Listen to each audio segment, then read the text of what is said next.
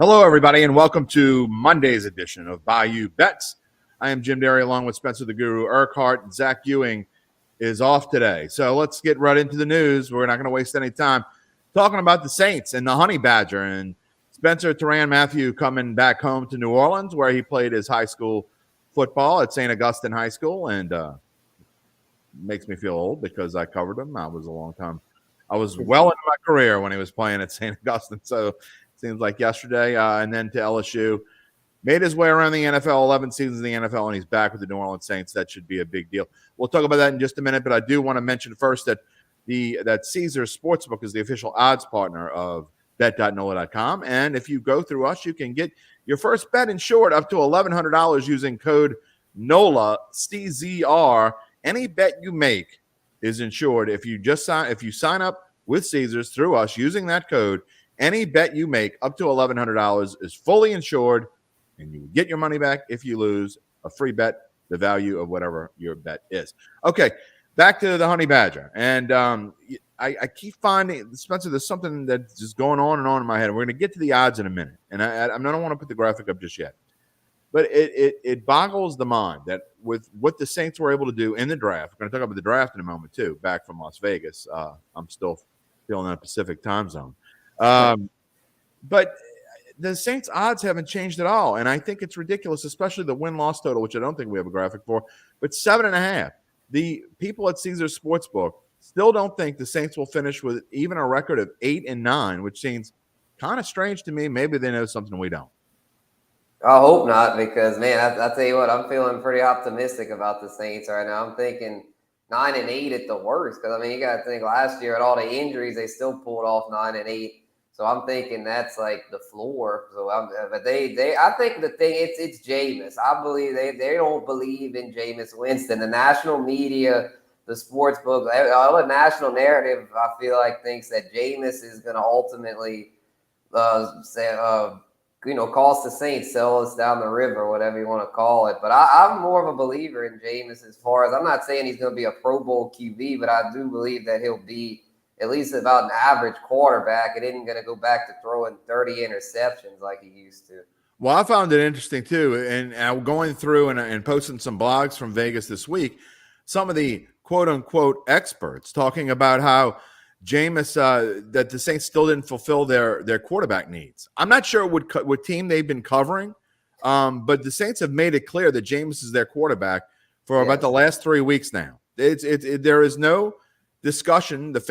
Some of the fans, the Jameis haters out there, and there are plenty who don't like it.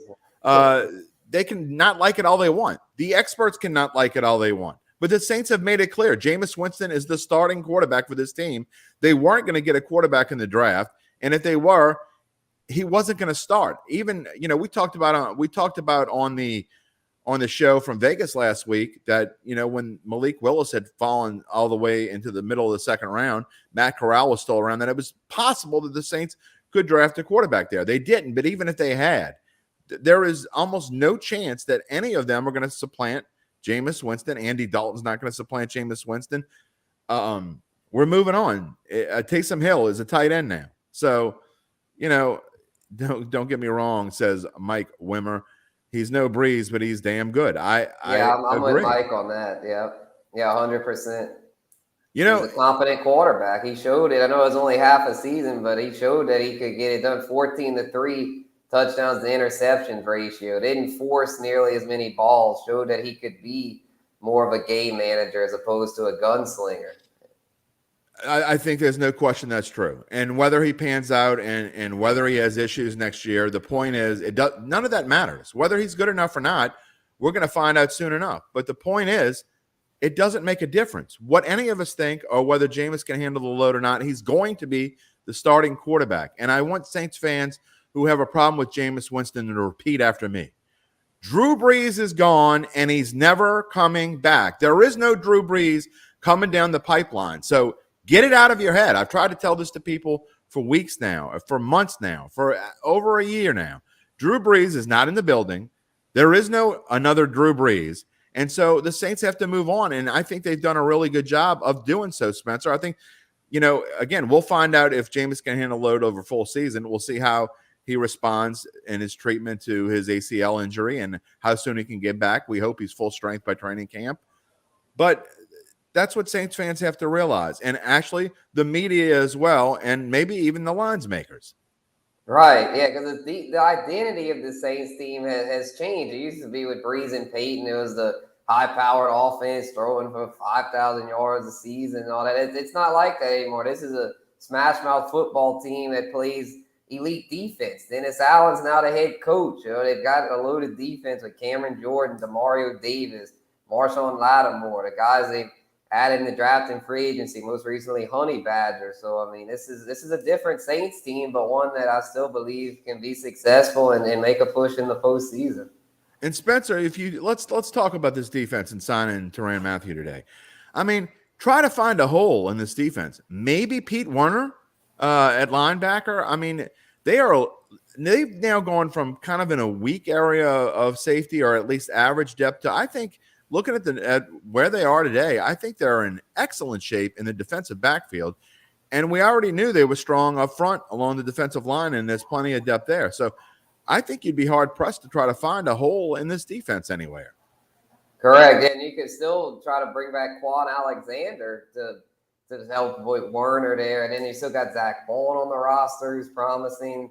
Defensive line. A defensive tackle might be a tad bit of a weak spot, but with Onyemata and Shai Tuttle, it's not that weak. And the Peyton Turner should do better this year. So, yeah, I'm really optimistic to where, like, even if the offense does struggle at times, like even if Jameis has a few off games, that the way the defense is constructed, I mean, it's just Jameis would have to really stink it up for him to have a losing record. And from what I saw from him last year, I don't see that happening. So, yeah, I'm with you, Jim. I'm perplexed as to why the sports books haven't caught on, which I feel like they might here soon. So y'all out there, if y'all are into the futures betting, I might have to do it myself. I'm already done on mine. Yeah. I made a big bet on their over win total at 7.5. Now it's only 7.5 at Caesars. If you go to other places, that's the only place I've seen at 7.5. I've seen 8 and 8.5 at other places, but even at 8 and 8.5, if you only play one book, which by the way I've told you many times, you need to get 3 or 4 of these things and be able to shop around. It's like going to the grocery store. Make sure you get the best odds that are available to you so you can shop these numbers around. But Caesars has the least confidence in the Saints of any other sports book. They're 30-1 to win the Super Bowl in some places, 35 to win in others. They're 3.5 to 1 to win the division in some places, 4 to 1 in some places, but they're 5 to 1 to win the division at Caesars. They're 20 to 1 to win the conference at Caesars. And as you see on this graphic, the Saints are plus 5,000, meaning if you put a $100 bet on the Saints to win the Super Bowl 57, and they win the Super Bowl, you will get $5,000 on your return, which is just absurd to me. I'm not saying that they should be 20 to 1 or anything like that, but I think that a realistic odds of 25 or 30 to 1. So I think you're getting a huge bargain here. You look at some of the other teams on this list, the Buffalo Bills, they're atop the list, which I think they should be at plus 700. The Chiefs are 2 spots behind them at plus 900. I think the Tampa Bay Buccaneers are way overpriced at plus 800. When Brady came back, their odds shot straight to 1,000, and now they're as low as plus 800. They haven't done all that much to change how good this team is, and they're just getting older. The Rams, defending Super Bowl champions, I think maybe at least as good. They may be a little bit better, plus 1,200. I think there's a good value there. 49ers at 1,500. I'm not so sure. What on this list stands out to you? Because besides the Saints and to me, and maybe the Rams, I think that the best numbers on this board, I like the Cowboys at 1,800, and I like potentially the Titans at 3,000.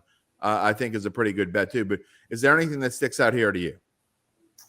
Oh, yeah, I tell you one I don't like is the Browns. They're 18 to 1 because Deshaun Watson's still got a looming suspension possibly. So if he gets slapped with a big suspension, there's no way they're not even going to make the playoffs in that division, much less have a shot at the Super Bowl. So that's one I'd completely avoid. As far as one I like, kind of like the 49ers at 15 to 1, because they play really good defense over there. And if Trey Lance could step up and get that offense to a new level, they could be good. As well as I keep going back to them, but the Chargers, I'm a believer in Justin Herbert. They've got to start closing out wins. You know, they can't keep blowing games. But I think with the additions they made this offseason, they could be dangerous there. Yeah, the Chargers at 16-1. I think that's a little bit optimistic. Yes.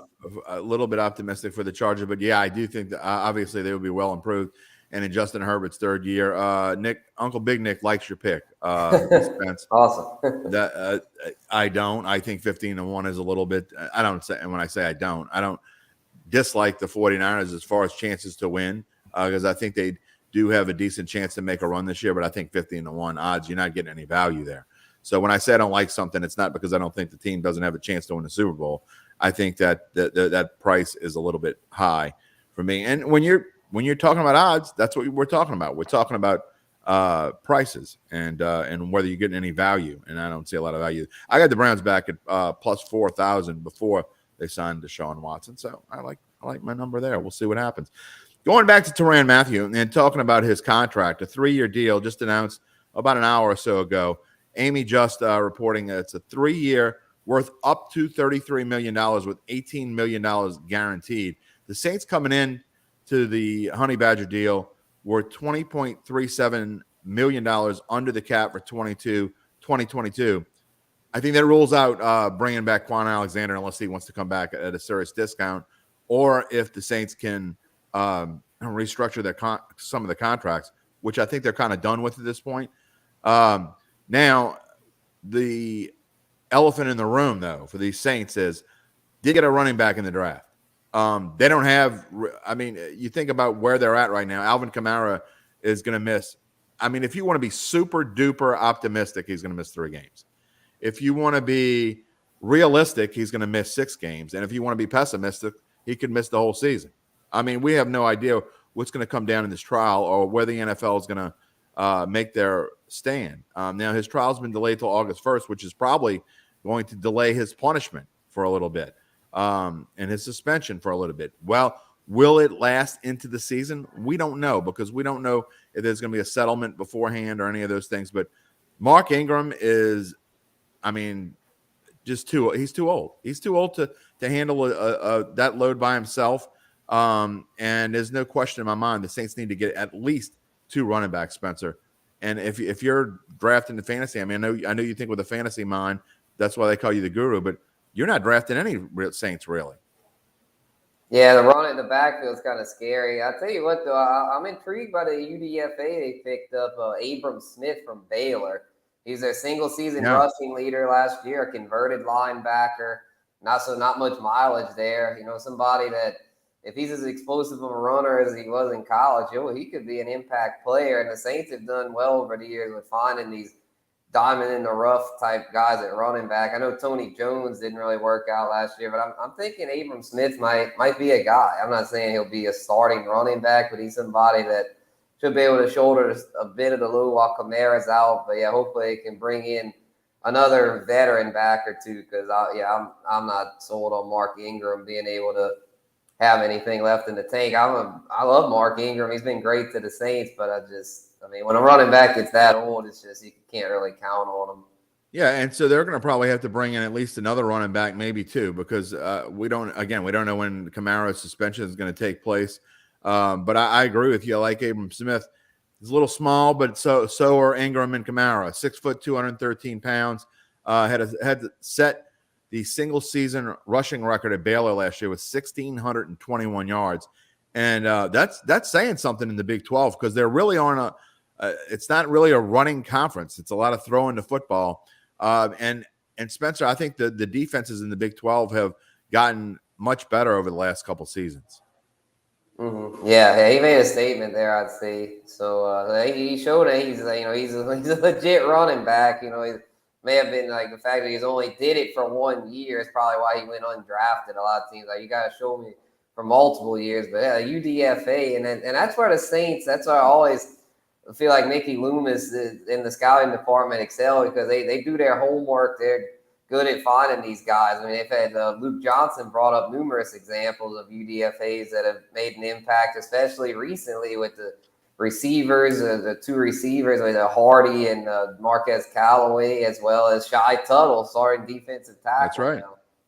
And not only that, Spencer, I mean, you can go back and maybe arguably the greatest receiver in Saints history, Marcus Colston, was one of the last picks made in the draft. So he was just inches away from being undrafted free agent himself. So, and he, again, greatest free agent the greatest receiver in Saints history. And I don't think it's up for debate right now. You can talk about Mike Thomas all you want, and maybe he'll get there someday, but he's not there yet. He's got a ways to go to beat out Marcus Colston on that list.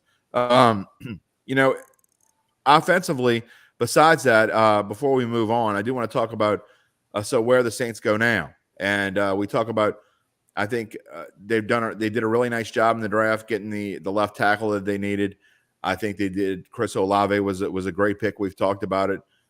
So I think they have depth now at wide receiver. They got some more depth in the undrafted portion on the offensive line. That is going to be needed with Zach Strief, with Will Clapp being gone now, moving on to the Chargers. So you may see another lineman or two coming here, but obviously I think the Saints now have to focus their attention on linebacker and running back as they go forward if they're going to make any more additions to this team. Mm-hmm. Yeah, I know some people had brought up Jarvis Landry, like, bring the whole LSU gang back together. But there's not enough room for him. You know what I mean? Right. With Chris Olave in the building and with Deontay Hardy and Callaway. And I'm not going to take me a while to get used to Deontay Hardy instead of Deontay Harris. For those of you that don't know, Deontay Harris is Deontay Hardy. So there you go. Yeah, so it's okay. And then also we brought in the UDFA from Nichols. What's his name? Is it what's his last name there? Dixon, I think. Who was Dixon, DeJuan Dixon. Dixon, went to Edna Carr, I believe, from NOLA, local boy. So he could very well crack the roster too. And so the receiver room goes from being paper thin to now with Michael Thomas healthy and these rookies, it could be a position of strength. So linebacker and running back kind of thin. The good news I feel like with running back is our producer Patrick brought up Pierre Thomas, also UDFA, that made a big impact. So if the Saints can continue that track record of finding those diamonds in the rough there, should be okay. Hopefully an upgrade over Tony Jones. All right. That's our Saints talk again. There's lots we're going to be talking about in the near future about the additions. Mini camps coming up in just a couple of weeks. We'll be talking about it all over our shows. And when Zach comes back on Thursday, and then we'll be talking about it on Datitude later on this week on Friday morning. Datitude episode number 70. That's how far we've made it in. That's hard to believe. We'll be talking about that later on in the week and the rest of the month as we move on. Getting closer to training camp, it's hard to believe. It's only, let's say, the beginning of May, so 2.5 months away from training camp. That is just really super hard to believe that we're moving along that fast. We're closer to training camp than we were to last year's Super Bowl. So that's where we stand now. And the NFL schedule comes out on May the 12th. We'll be talking about that as well. But I do want to move on to the NBA. And even though there's no Pelicans, Spencer, what a great job they did. We've told you about that for quite a couple months now. But I think it's interesting now. The conference semifinals got underway yesterday. One big surprise, and to me, just one of the best games of the entire playoffs so far with the Warriors and the Grizzlies, and the Grizzlies having a chance to win the game there at the end, and they couldn't quite hold on. The bookies win all around on that Warriors-Grizzlies game, because I promise you, the people who like Golden State took the -2. The people who like Memphis took the money line. And guess what? Go figure, Las Vegas wins again. It falls right in between, and everybody loses. Yep. Yeah, that was a weird game. At Draymond Green, it got ejected. It looked like the momentum was shifting in Memphis' favor, but Golden State, man, that was one Memphis had to win. It's not good that they didn't win that. I think they could bounce back in game 2, but then you got to go back to Golden State, and you know how good the Warriors are at home. So I don't see them losing at home. So I think it's probably going to be a 3-1 deficit, most likely heading into game 5. And the Grizzlies are a good story. I like them heading into the playoffs, but I don't think they're quite ready for this moment. Golden State's just too seasoned. Well, people said that about the Celtics, that they were on a course towards running their way to the NBA championship series. And I don't know. I mean, weird things happen in this league. to me, and I'm sorry, Zach Ewing, but the Bucks were just a better team yesterday than the Celtics, and I've really thought since the beginning that the Bucks were a better team than the Celtics. So I think the Bucks are going to win this series. I thought it beforehand. I think it now, and I think the Bucks are maybe a sneaky value pick. We're going to get to the series, the odds in just a minute because I want to talk about the games tonight before we move on. But what did you think of that Bucks Celtics game, and do you think that the Bucks will continue this momentum going forward? Yeah, I was surprised by it, actually. I thought the Chris Middleton injury was going to hurt him more, but they played really good there. I'm thinking this one still goes 7. I'm going to still say Celtics in 7 because without Middleton, I think that ultimately hurts the Bucks. But if he could come back quicker and then could come back before, like at some point during the series, kind of like Devin Booker did with the Suns, I mean, if that could happen, that could swing it. But I feel like there's only so much Giannis can do. Yeah. Where I feel like with Tatum and Jaylen Brown, that duo, they're going to bounce back. I think they're a good play for game 2. But the Bucks have done it before, so I think that's going to be one of those nitty gritty series, kind of like the Bucks Nets series last year. I think whoever wins this is going to the finals. I agree with you, and with that part, I'd agree. Whoever wins this series is going to the finals. I still think the Bucks are going to win this one in 6. I think that the better team will find out who's right and wrong. Tonight, the 76ers, depleted 76ers team without Joel Embiid, will be facing the Heat. Mavericks against the Suns, which I think is going to be a much better series than anyone is predicting. Although the Suns have had the Mavs number, I think they've won 9 in a row now against Dallas. So if anybody knows how to beat the Mavericks, it is the Phoenix Suns. I'd like to hear your perspective. I think the general public is all over the Heat in this one, which is why I have taken the Sixers, because they still do have talent. I know they don't have a lot of depth.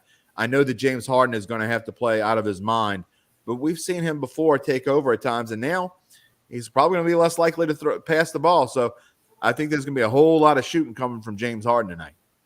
Mm-hmm. Yeah, and also Tobias Harris, I think. Yes. Get a lot of penciled him in as a top play for the day to score over 17.5. Because with Harden, I think he'll definitely be shooting it a lot. He's so streaky, though. I'm thinking that like Harris, Tyrese Maxey will step up the way. Yeah, this game I think will be fairly close. Yeah, if I didn't pick this one, actually Phoenix was my pick for the day's best bet. But I think this. Yeah, that's what. Yeah, I'm thinking the Sixers might cover here because I don't think the Heat are as overwhelming of a favorite as the public's thinking.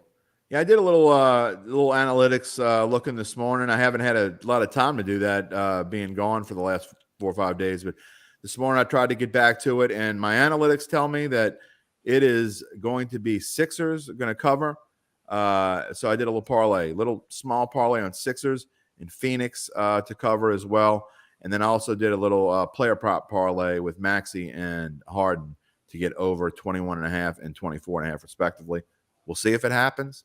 If it doesn't, it's no big deal. But that is my pick of the day in the NBA. Let's move on to the odds champions. You know, you and I just talked about it. You think whoever wins the Bucks Celtics series is going to go on and go to the championship. I agree with you. I think those are the 2 best teams, and on that side, I think by far, actually. It's funny, I see the Grizzlies slip all the way down. They were plus 1,300 just 3 days ago, and now they're plus 2,500. I think there's value there. I know you probably don't. I know you think that they're gonna.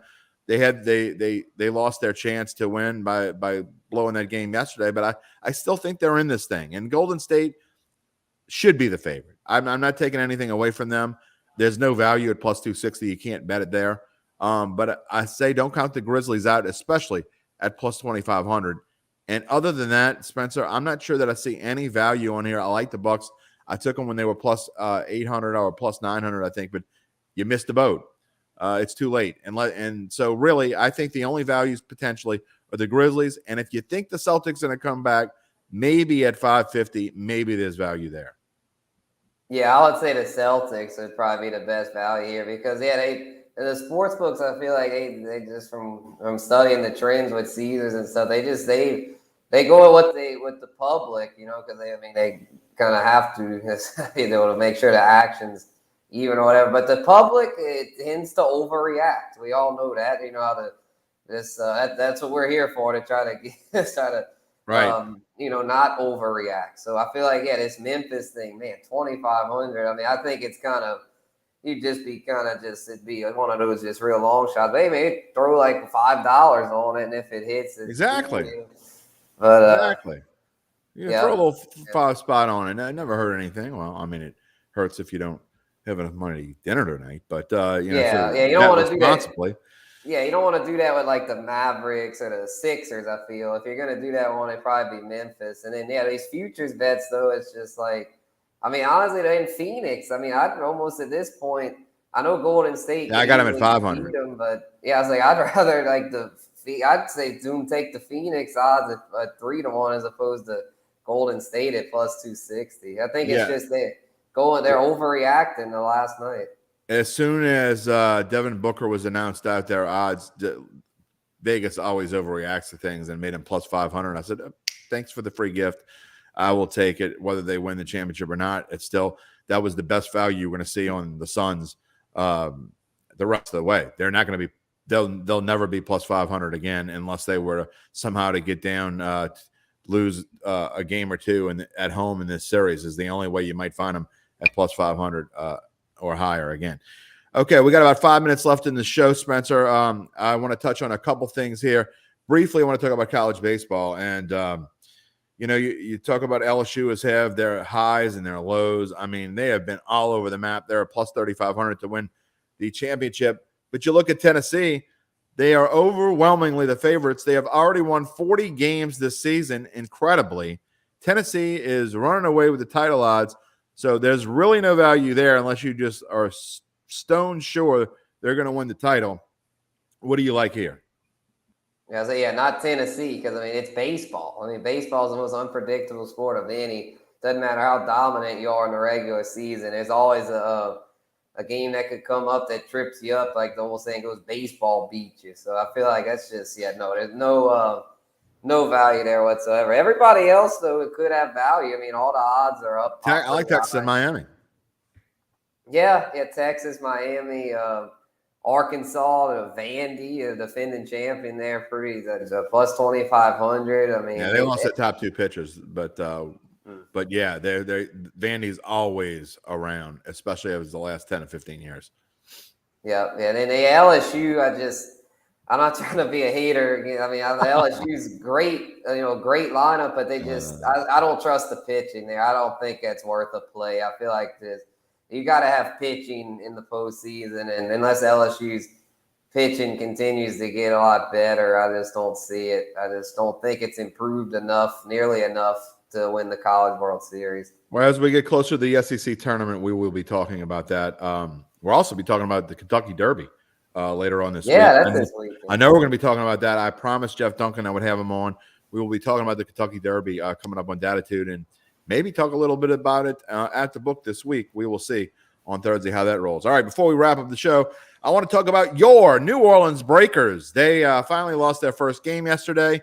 I say finally, they're only 3 games into the season, but them and Birmingham are the only 2 undefeated teams remaining. Breakers lose it by 9 in a hard-fought game. Did what they've been doing, played solid defense. They just couldn't get anything going offensively against the Birmingham team that really hadn't done much defensively. So that's a little worrisome that the offense was only able to score 13 points. Missed an extra point, hurt them as well coming down the stretch. But still, the odds makers, not only do they not get scared by their loss, but they have lowered the Breakers odds. They were plus 350 along with Birmingham, I think, going into the week. Now Birmingham and New Orleans, the odds makers are convinced it's either going to be the Stallions or Breakers that win the championship because their odds have dropped by almost a full buck there. 260 now, plus 260 for the Breakers, plus 240. Can't bet it now if you haven't bet it already. I'll say this all the time. There's no value there. And really, I'll tell you this, if you like football and you haven't been watching the USFL, you're missing some interesting football because the different angles and the way they present the game is much different. It has been very enjoyable.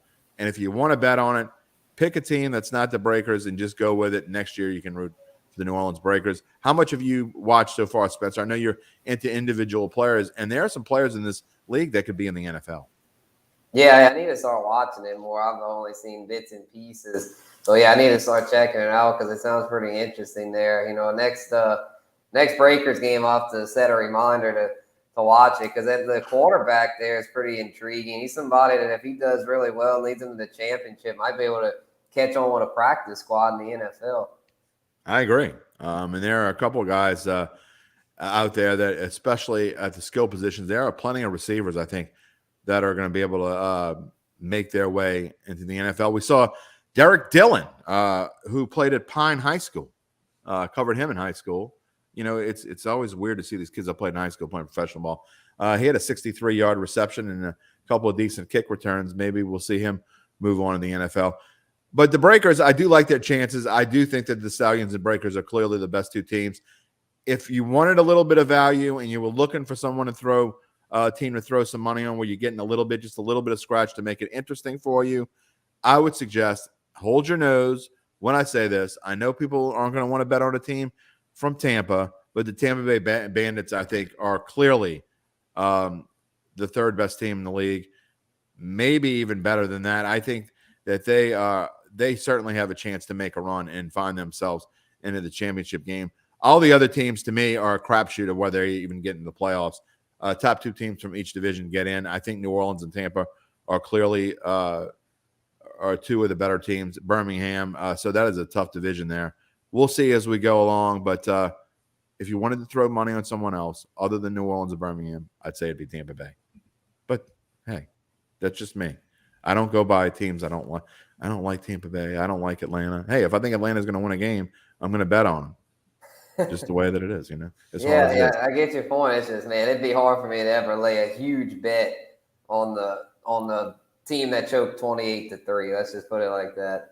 Apparently, Patrick McGee does not like the Pittsburgh Mauler, so we're gonna lay off of them. There is no value there at 25-1 on them. Everybody else 10-1 or better. I mean, pick somebody now because odds aren't going to get any better as we go along. All right. Well, USFL is by the boards. I got to look and see when the Breakers play. We'll put that up. Maybe we'll post some odds on the USFL this weekend. But that is going to just about do it. Before we go, Spencer, any final thoughts on it was one crazy week in New Orleans. It's hard to believe it seems like it's been 3 weeks since the Pelicans got knocked out, but it's only been a few days. Saints draft was a whirlwind. It was a crazy week of sports here in New Orleans. Oh yeah, it sure was. Yeah. I just want to say a big shout out to the Pels for doing their thing. It's fun to cover it. Got to go to a couple of the playoff games. It was a good time out there. And then of course the draft. Yeah, I'm not gonna lie to y'all. I got burned out with the draft on Saturday. I was telling myself I normally don't watch like the 4 through 7. I was like, I'm gonna do it this year. But then by like round 6, I was like, oh my gosh. It was just I was on the plane for most of it, and I had it on in the plane for some of it. And I'm like you. It helps me doze off. And then actually met someone famous on the plane. We started talking for a little bit, and that was kind of interesting. I'm not going to throw any names out there, but it was pretty cool. All right. My final thought is I said this in my newsletter the other night. As much as Vegas, as cool as Vegas is, and as nice as it was to go, and I really didn't have a lot of time to play. It was a lot of work. But I will say this: as nice as Vegas is, there is no place like home. There is no place like home, and it was so glad to get back, not just to my family, but back to the everything I know, the time zone that I know, the streets that I know, the prices that I know. Oh my God. If you go to Vegas, you better be prepared to bring. I'm not talking about just gambling money. It costs $15 for coffee there, Spencer. I don't know. It is insane. So, I'm afraid to turn this to expense report. That's a whole nother story. Anyway, that is going to wrap up our show. We are looking forward to being back here with you on. Is there a fantasy show this week, Spencer? Next week. Next week we'll be back. Okay. Zach's still traveling, so he's Zach went straight from Vegas, where everything costs a lot of money, to Miami, where everything costs a lot of money. But he did get to see his Seattle Mariners play baseball, so I'm excited for him with that. He will be back as host of this show at the Book on Thursday, where it will be. The gang will all be back again, and then again, Datitude will be talking about the Saints, and I'm sure we'll be talking about Kentucky Derby, maybe a little USFL, whatever comes in our heads. We'll be talking about it this week. Make sure you come back and see us on Thursday. Until then, Adios. We'll talk to you later.